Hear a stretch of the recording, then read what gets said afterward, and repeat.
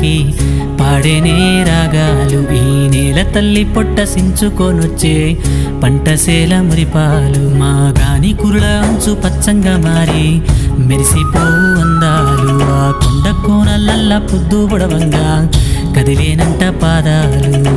ఉన్న ఊరిని కన్నవారిని ఇడిసిపెట్టాడన్నా, కంటి పాపకను రెప్పవాలకుండా కాపుగాస్తాడన్నా.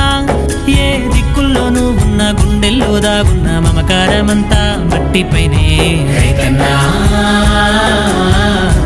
రాజు నీవేనన్నా, నీ సెమట సుక్కల బతుకే బుక్కేడు మెతుకులన్నా. ఓ రైతన్నా